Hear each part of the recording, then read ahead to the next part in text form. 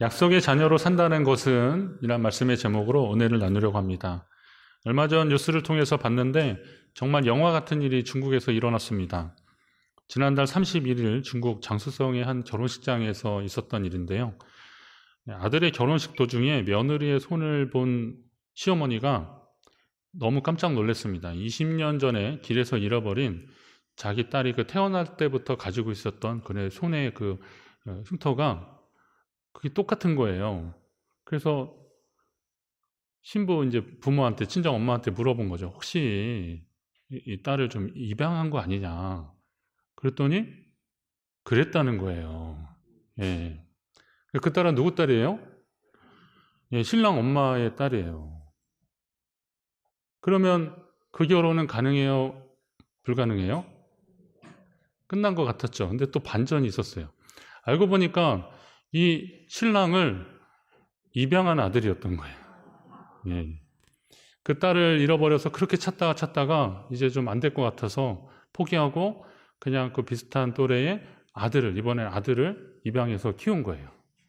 그래서 갑자기 이제 신랑 엄마였다가 친정 엄마가 돼서, 그리고 이제 완전히 남남이니까 사실은, 그래서 둘이 결혼을 했다는 겁니다. 기가 막히죠? 예, 깜짝 놀랐습니다. 근데 그 다음 기사가 재밌어요. 한국 드라마에서나 본 것 같은 반전의 일이 한국 사람들이 이런 반전 스토리를 좋아한다고 그런 것 같아요. 그러고 보니까 맞는 것 같습니다. 혹시 어릴 적에 이런 노래 교회에서 불러보셨습니까? 믿음의 조상 아브라함은 몇 명의? 7명의 아들이 있었는데요. 그 중에 하나 키가 크고요. 나머지는 작대요. 그 다음에 이제 온손 들어요, 왼손 올려요, 막 이러면서 계속 하나씩 따라가면서 이어졌던 그런 노래를 배웠던 기억이 있습니다. 교회학교 율동할 때 빠지지 않는 노래인데, 그런데 적어도 성경에 언급되는 아브라함의 아들은 과연 몇 명이나 될까? 여러분 한번 생각해 보셨습니까? 창세기 25장 1절, 2절을 보면 여기에 아브라함이 이 그두라라고 하는 여인을 통해서 시므란과 욕산과 무단과 미디안과 이스박과 수아를 낳았고, 이거 금방 읽었는데 이게 몇 명이냐면 6명이에요. 그리고 그 앞에 누구요? 이삭. 그러면 7명의 아들이 있었는데요. 뭐가 이상하죠, 근데? 누가 하나 빠졌어요. 누가 빠졌어요? 이스마엘.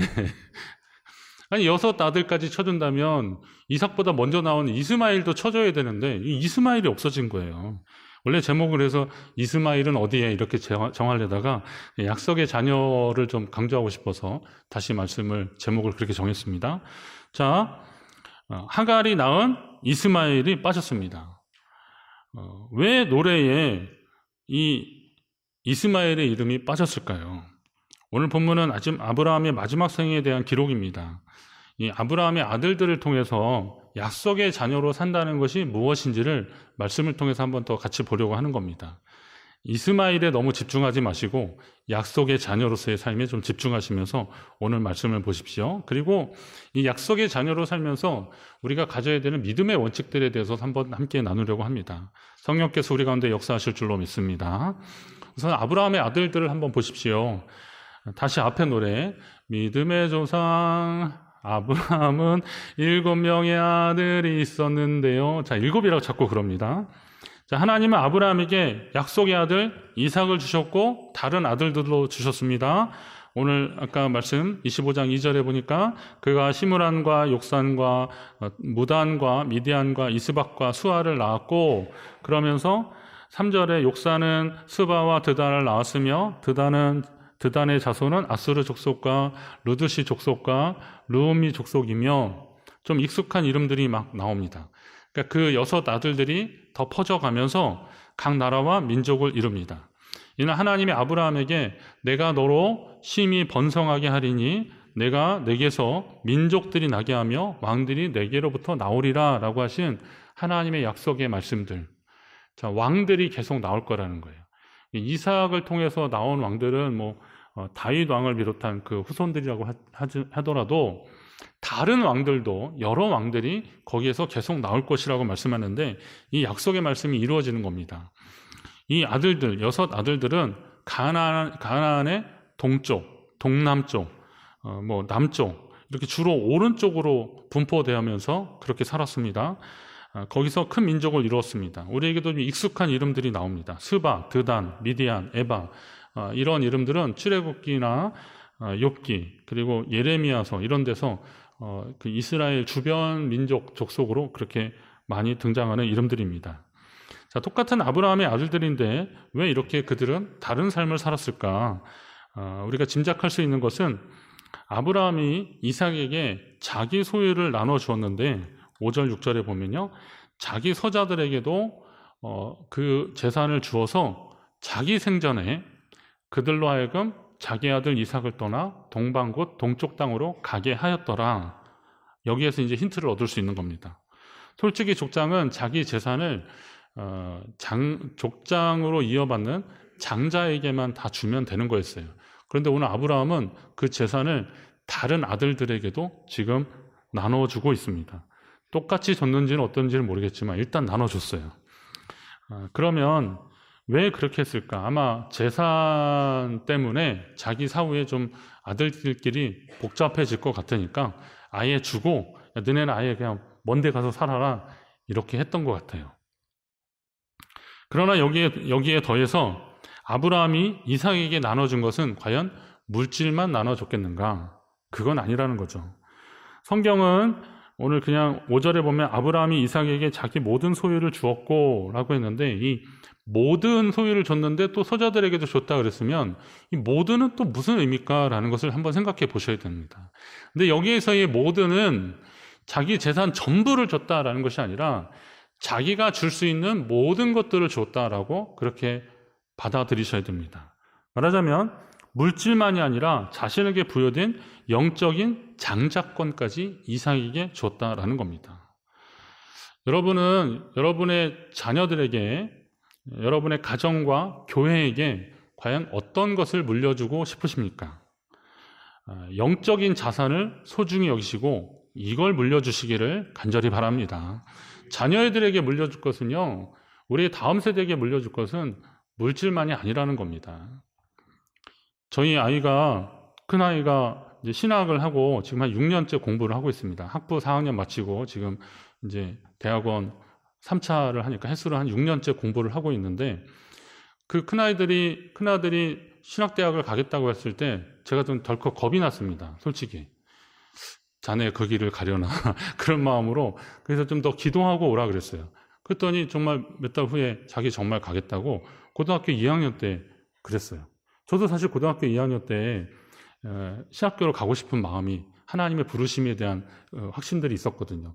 너무 감사해서 그러고 감사했고 또 이 아이가 학교에 입학했을 때 제가 또 감사한 게 뭐냐면 제 책들을 이 큰아들한테 이제 줄 거를 생각하니까 신나더라고요. 책값들이 사실 신학 관련 책 서적들이 많이 발행이 되는 게 아니라 책값이 좀 비싸요.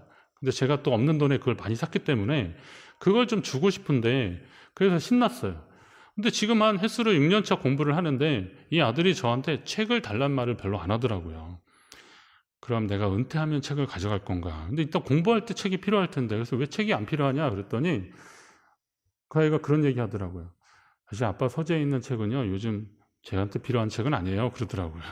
그래서 뭔 말인가 했더니 저는 30여 년 전에 공부한 사람이고 이 친구는 이제 요즘 공부하니까 물론 신학의 고전들은 있어요. 그런 것들은 다 보는데 교수님들이 다르니까 추천하는 서적들이 다르고 교과서들이 다른 거예요.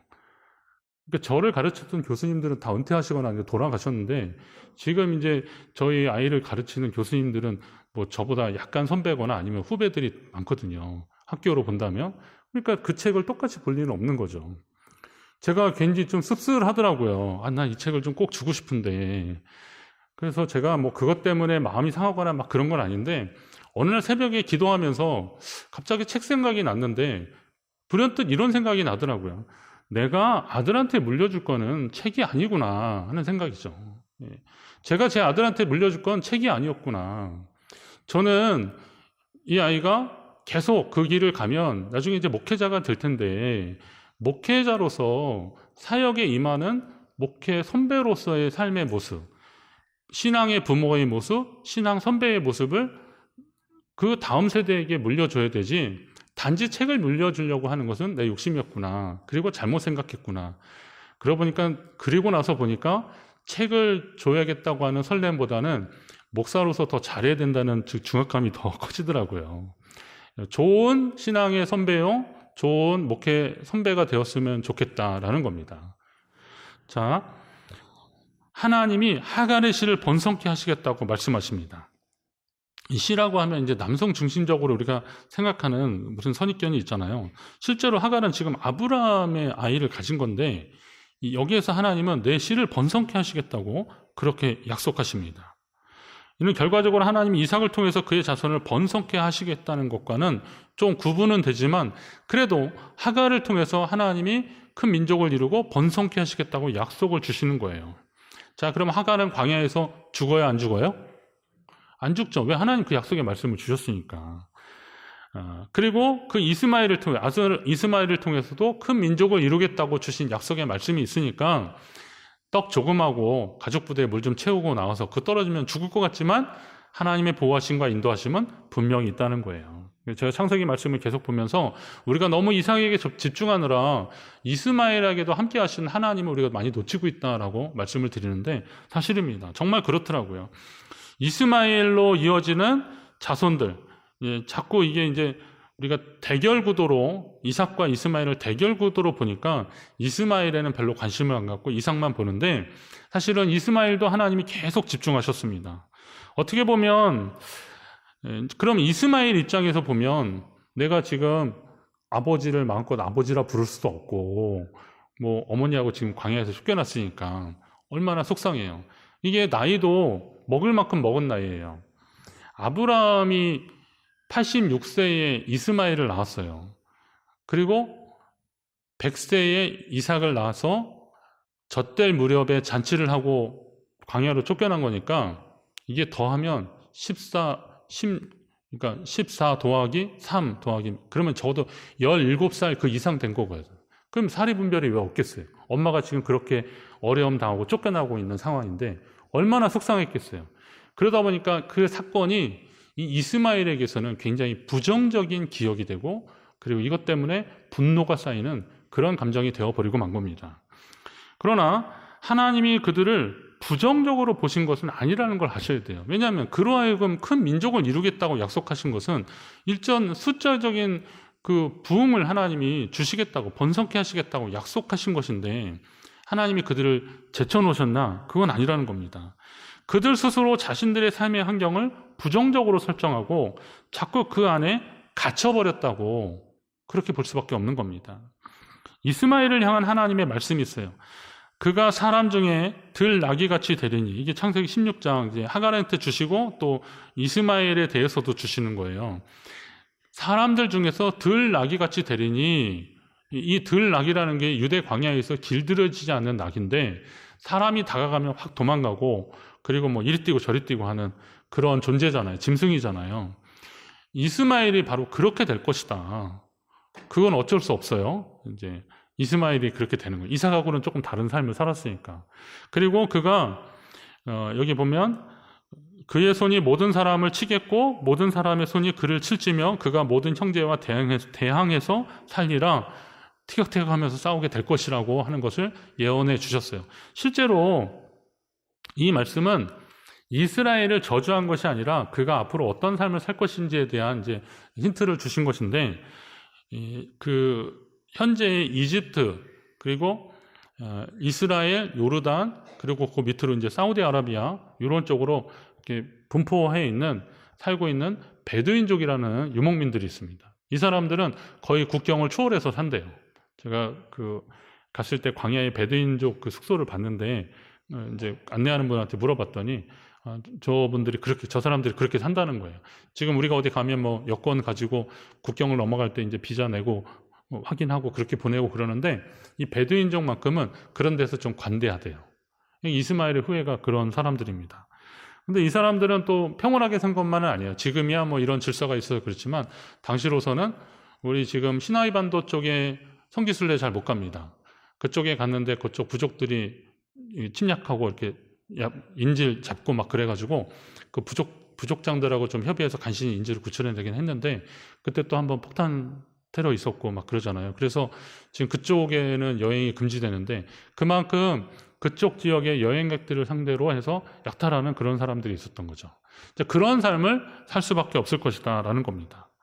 자, 애국가 그러면 이런 그 이후에 후예들이 그렇게 계속 자라는데 그럼 왜 그렇게 살 수밖에 없었을까? 뭐 운명론적으로 볼 것이 아니라 왜 그들이 그런 선택을 했을까? 한번 좀 잘 성경의 여러 사건을 통해서 한번 짐작해 보면요.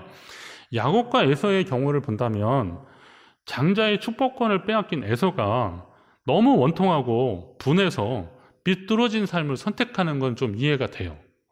그럴 수 있다고 보죠. 그러면 안 돼요. 그러면 안 되는 건데 그래도 에서가 이 야곱 이놈 자식 아주 날 속여 먹어서 팥죽 한 그릇에 장자권 사더니만 결국은 아버지가 나한테 축복을 해주려고 그러는데 내가 아버지 드실 거 사냥하러 간 사이에 또 새치기 해가지고 그 축복권을 받았어요. 얼마나 화가 나. 그러니까 결국 죽이려고 달려드니까 이 야곱이 바다나랑 그 외삼촌 라반한테 도망가는 것을 20년이나 살게 됐잖아요. 자, 그렇게 됐고 에서는 그 이후에 그냥 그 가나안 여인들하고 결혼하고 막 그러면서 부모님 근심 걱정 쌓아드리고 막 그렇게 산 거, 이 비뚤어진 삶, 그러면 안 되지만 에서가 그럴 만도 하다 이렇게 동정이 가시는 분도 있을 겁니다. 하지만 이건 잘 좀 생각해 보시면 야곱의 아들이 12이었는데 12아들 중에서 11번째 아들이 누구예요? 쉽게 생각하세요. 뭐 이렇게 루벤, 시므온, 레위, 유다 이렇게 쭉 나가는데 앞부분하고 뒷부분 그냥 좀 외우시면 돼. 그럼 뒤에 맨 밑에는 베냐민, 그 위에 누구예요? 요셉이에요, 요셉. 우리가 잘 아는 요셉. 요셉이 장자권을 받았어요, 안 받았어요? 받은 사람이 아니에요. 장자권은 거리가 멀어요. 르우벤, 시므온, 레위까지 내려가다가 유다가 장자권을 받았어요, 사실. 야곱의 장자권은 그렇게 받았는데 그렇게 따지면 요셉까지는 뭐 순번도 안 오는 거예요. 순번도 안 오는 정도뿐만이 아니라 나중에 어떻게 되냐면 형들한테 시기를 받아서 형들 손에 팔려서 죽을 뻔하다가 애굽의 노예로 팔려가요. 아니 억울해도 이런 인생이 어디 있어요? 이렇게 억울한 인생이 어디 있어요? 자, 아브라함의 가문에서 사라진 것 같은 이스마엘, 그렇게 원망하고 살았는데 근데 이게 아주 끝나버린 것은 아니라는 거예요. 오늘 본문을 읽어보시면 자, 아브라함이 죽고 장례를 치르는데 상주 역할을 한 두 아들이 있어요. 그게 누구예요? 이삭과 이스마엘.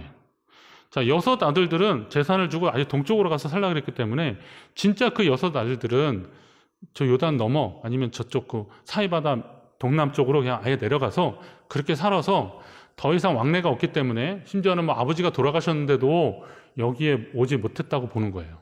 그러면 이스마엘은 어디냐? 그 밑에 쪽으로 산 거예요.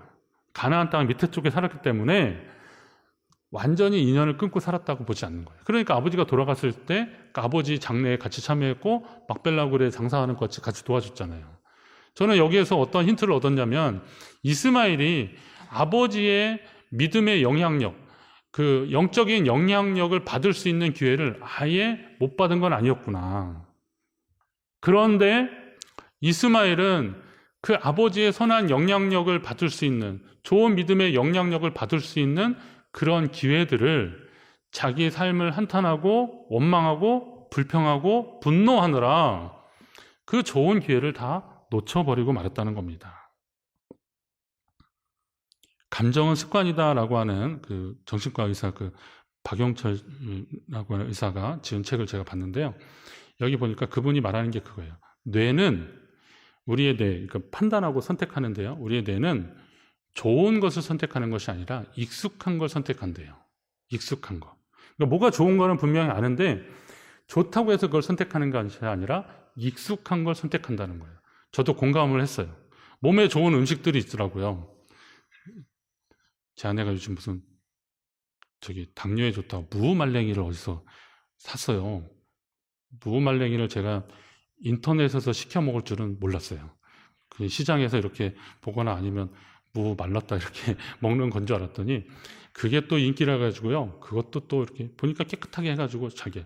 근데 그걸 이렇게 물에 넣어서 먹는데요. 저는 그냥 당뇨약을 먹는 게 낫겠다 이런 생각이 만약에 이제 생각을 해서 그랬어요. 근데 그게 좋은지 아는데 달달한 게 있고 이게 있으면 사람들이 이게 좋은 거 알면서도 손은 여기로 가는 거예요. 이게 이제 습관이거든요. 이게 감정은 습관이다라고 하는 거죠. 그럼 오늘 우리 인생에 있어서 우리는 어떤 습관들이 있는지 한번 잘 보십시오. 미국이라는 나라가 그 유명한 인기 있는 스포츠가 여러 개 있지만 그 중에 꼽는 게 뭐냐면 그 풋볼, 그 미식축구하고 그리고 아이스하키더라고요. 이거는 아주 계절 스포츠로는 엄청나더라고요. 그런데 그 슈퍼볼 무슨 게임 하면 거기에 광고하는 데마다 엄청나고 그만큼 많은 사람들이 본다는 거거든요. 근데 그러다 보니까 그 지역에 그 대표적인 팀이 있으면 그 팀의 감독이나 코치가 누군지 우리가 별로 관심 없지만 이제 그 사람들은 굉장히 관심 있는데 아주 유명한 풋볼팀의 그 코치로 어떤 사람이 이제 딱 채용이 된 거예요. 그러니까 이게 소문이 나서 인터뷰도 하고 막 좋아하고 그랬는데 이 사람이 이력서를 기재하는데 뭐가 문제가 생겨가지고 일주일 만에 그냥 잘려버린 거예요. 그러니까 너무 허탈하잖아. 그런데 이 사람이 또 노력하다가 나중에 북미 아이스하키 팀의 공격 코치로 다시 채용이 된 거예요. 그러니까 이것도 좀 놀라운 소식이 된 거예요. 그래서 방송에서 이제 인터뷰까지 하게 된 거죠. 당신은 그 예전에 그 어려운 문제를 극복하고 어떻게 여기까지 오게 되었냐라고 했더니 그 사람이 말한 게 이거예요. 분노에 찬 사람들은 과거를 살고 있고 흥분에 찬 사람들은 미래를 살고 있다. 이게 분노에 찬 사람들은 과거를 사는 사람들인데 흥분에 찬 사람들은 미래를 사는 사람들이다. 자기가 예전에 그렇게 됐다가 뭐 그것 때문에 그거 누가 알려줬을까 뭐 했을까 이거 막 누가 그랬을까 원망하고 탓하고 불평하고 낙심하고 그랬으면 아마 이 자리까지 못했을 것이라는 거예요. 그러나 여기서 멈출 수 없다라고 생각하고 자기를 계속 긍정의 선택을 하고 계속 그랬더니 여기까지 왔다는 거예요. 저는 생각에 뭐 긍정적인 사고만 이런 말을 말씀드리려고 하는 것이 아니라 이게 신앙의 원칙으로도 보면 마찬가지더라고요. 우리의 삶에 있어서 불행한 과거에 자꾸 꽂혀서 집착하고 그거 매여 살면 나는 어느새 불평이 입에 밴 사람이 되는 거예요. 그러나 하나님 주시는 약속의 비전, 믿음의 소망을 가지고 미래를 사는 사람들은 하나님이 내게 주실 것들을 생각하면서 감사하면서 살게 되는 거고 하나님을 찬송하면서 살게 되는 겁니다.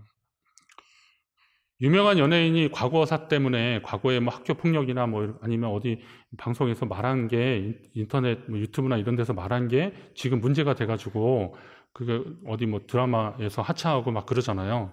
그런 사람들한테 물어봐요. 그때 왜 그랬냐고. 그랬더니 거의 대부분 하는 말이 뭔지 아세요? 이렇게 유명해질지 몰랐다는 거예요. 예. 이렇게 이럴 줄 어떻게 알았냐는 거죠. 자, 실수한 거죠. 누군가에게 상처 주고 마음 아프게 한 말을 그냥 그때 상황에서 그냥 생각대로 한 거예요.